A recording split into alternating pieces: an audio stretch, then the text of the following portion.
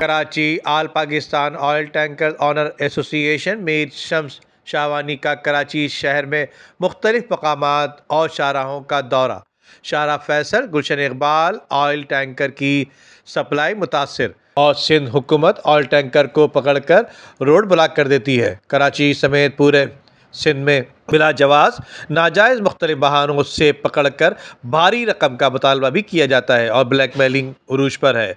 जबकि ट्रैफिक के आला हुक्काम से मीटिंग में तय हुआ था कि ऑयल टैंकर्स को कहीं भी किसी जगह नहीं रोका जाएगा,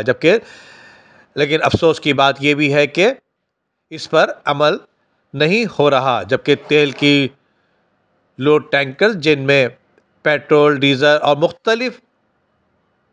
फ्यूल प्रोडक्ट्स के ऑयल टैंकर भी शामिल हुआ करते हैं, जगह जगह पर रोड की साइड्स पर ज़ोर ज़बरदस्ती रोक कर मुख्तलिफ तरीक़ों से रिश्वत तलब की जा रही है। अफसोस का अमर यह है कि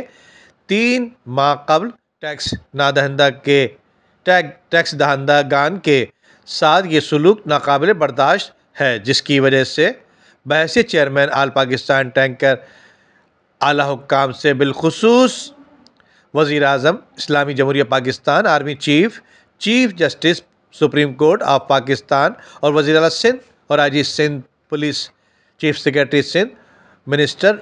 ट्रांसपोर्ट सिंध से गुजारिश है कि इस पर सख्ती से नोटिस लिया जाए।